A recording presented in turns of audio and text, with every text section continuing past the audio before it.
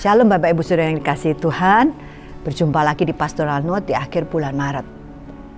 Hari ini kita akan belajar dari satu peristiwa di dalam Markus pasal 12. Satu hari ketika Yesus ada di bait suci, dia duduk di dekat peti persembahan.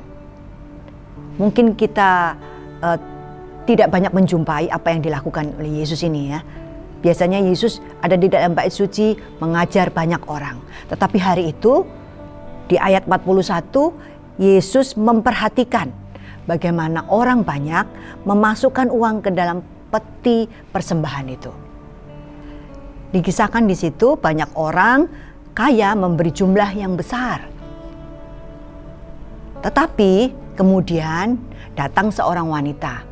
Dikatakan di ayat 42, seorang wanita miskin dan dia adalah seorang janda.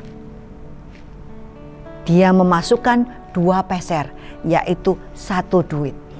Dan apa yang dilakukan oleh wanita ini menarik perhatian Yesus. Kemudian Yesus memanggil murid-muridnya.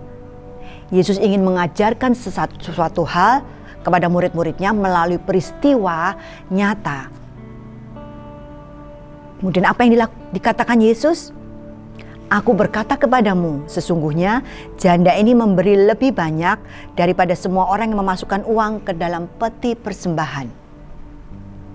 Padahal sebelumnya ada banyak orang kaya memberi jumlah yang besar. Tetapi Yesus berespon ketika wanita ini memberikan persembahannya. Apa yang membedakan? Sehingga apa yang dilakukan oleh wanita ini menjadi istimewa di mata Yesus. Yang pertama, dia tidak hanya sekedar memberikan persembahan, tetapi persembahan yang diberikan bernilai pengorbanan. Mengapa demikian? Dikatakan di situ wanita ini adalah seorang janda miskin. Berarti dia sebetulnya tidak mempunyai banyak uang. Bahkan mungkin untuk keperluannya saja bukan sesuatu yang mudah dia dapatkan. Tetapi di dalam ayat 44 dikatakan wanita ini memberi seluruh nafkahnya. Padahal yang diberikan hanya 2 keping, 2 peser. 2 peser itu adalah koin yang nilainya paling kecil pada zaman itu. Tetapi dibandingkan dengan orang yang memberi di antara jemaat-jemaat yang hadir, sebetulnya apa yang diberikan oleh wanita ini tidak bisa dibandingkan, tidak bisa disejajarkan. Tetapi ketika melihat keadaannya, ketika melihat kondisinya, apa yang diberikan oleh wanita ini adalah sesuatu yang berharga. Bahkan mungkin untuk dirinya sendiri. Karena dia tidak mempunyai banyak uang. Jadi ketika dia memberikan itu, dia memberikan bukan hanya sekedar memberi. Bukan karena dia punya banyak, bukan karena dia sudah cukup sehingga dia kemudian memberi. Tetapi dia memberi dengan pengorbanannya. Karena itu sesuatu yang tidak mudah buat dia. Sesuatu yang mungkin sulit. Tetapi dia mau memberi. Pasti bukan karena Yesus ada di situ sehingga wanita itu memberi. Tetapi apa yang dilakukan wanita ini adalah sesuatu pengorbanan. Pengorbanan di mana dia sendiri membutuhkan, tetapi dia berani untuk memberi. Apa itu pengorbanan? Pengorbanan adalah memberi atau melakukan sesuatu yang lebih dari biasa. Yang biasa orang lakukan atau yang biasa orang berikan. Pengorbanan itu biasanya membutuhkan keberanian. Karena tidak mudah untuk dilakukan, bahkan sangat sulit, bahkan itu ada rasa sakit ya ketika kita melakukannya, ketika kita memberikannya. Tetapi ketika orang mau berkorban, dia memberi lebih daripada yang seharusnya, yang umumnya dia bisa berikan. Dan yang kedua, apa yang istimewa dari wanita ini? Keadaan wanita ini tidak menjadikan alasan untuk dia mempersembahkan sesuatu bagi Tuhan. Dia bisa punya banyak alasan untuk tidak memberikan persembahan. Dia punya banyak alasan mengingat kondisinya untuk tidak memasukkan uang ke dalam peti persembahan itu. Tetapi dia memutuskan untuk memberikan bagi Tuhan. Meskipun itu dibandingkan dengan orang lain, uang yang diberikan, persembahan yang diberikan tidak besar. Kondisinya yang kurang bisa membuat dia berkata, aku tidak bisa memberi saat ini. Aku mungkin hari ini belum bisa memberikan persembahan buat Tuhan. Aku sendiri kekurangan. Tetapi itu tidak menjadi alasan buat wanita ini.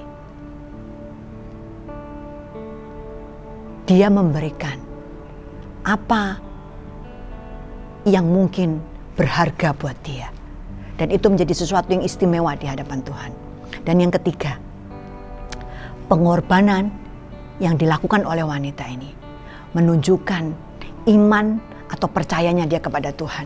Sebagai seorang janda, ketika dia datang ke bait suci, dia mungkin datang tidak seperti keluarga-keluarga yang lain. Dia bukan lagi keluarga yang utuh. Dia sudah tidak punya suami lagi. Tetapi itu juga tidak menyurutkan untuk dia bisa hadir beribadah. Dan ini menunjukkan bahwa dia percaya dan mengasihi Tuhan. Kesetiaannya dia. Kepercayaannya dia kepada Tuhan. Tidak hanya dia tunjukkan dengan kehadirannya, beribadah, tetapi juga dengan pengorbanannya. Seringkali banyak orang bisa memberi dengan apa yang dia miliki, dengan kemampuan yang dia miliki.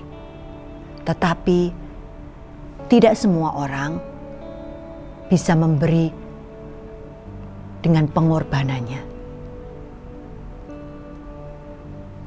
Yesus tidak hanya sekedar datang ke dunia, tetapi dia juga mati buat kita. Dia juga menyerahkan nyawanya buat kita. Dia tidak hanya sekedar memberikan hidupnya, tetapi juga memberikan nyawanya. Dia memberikan segala-galanya. Buat siapa? Buat kita. Memberikan sesuatu yang bernilai. Untuk siapa? Untuk kita. Dia memberikan kehidupan. Kehidupan yang kekal buat kita semuanya. Pengorbanan tidak hanya berbicara masalah uang. Tidak hanya berbicara masalah materi. Tetapi juga bisa berbicara masalah kemampuan, masalah talenta, masalah waktu. Seringkali orang punya banyak alasan. Orang punya banyak kesibukan. Sehingga kemudian mereka tidak bisa meluangkan waktunya untuk Tuhan. Tidak bisa memberikan waktunya yang sedikit untuk Tuhan. Dia melakukan banyak hal untuk kegiatannya. Tetapi sulit untuk menyisihkan sedikit waktunya untuk bersekutu dengan Tuhan, untuk beribadah dengan Tuhan, untuk menyenangkan hati Tuhan.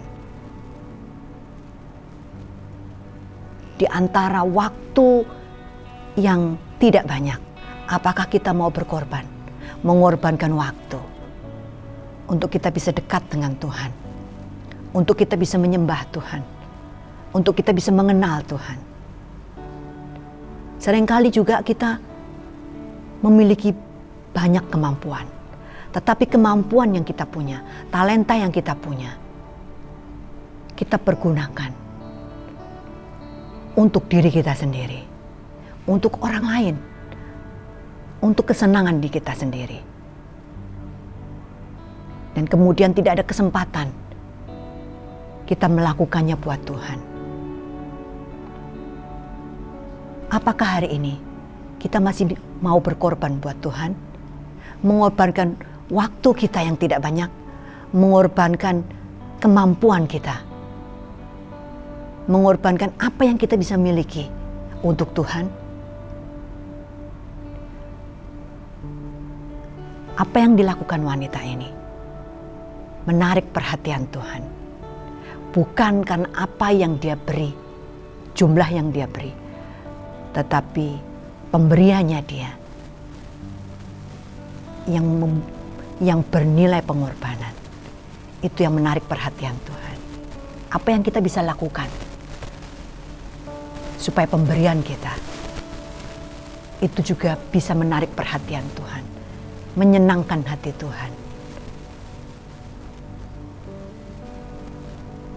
Hari ini saya rindu kita belajar untuk tidak hanya sekedar memberi, untuk tidak sekedar hanya memberikan banyak alasan, sehingga kita tidak bisa memberi, tidak bisa berkorban buat Tuhan. Ada banyak alasan juga kita bisa memberi, kita bisa berkorban buat Tuhan. Mari kita memberi pemberian yang bernilai pengorbanan buat Tuhan. Tuhan Yesus memberkati.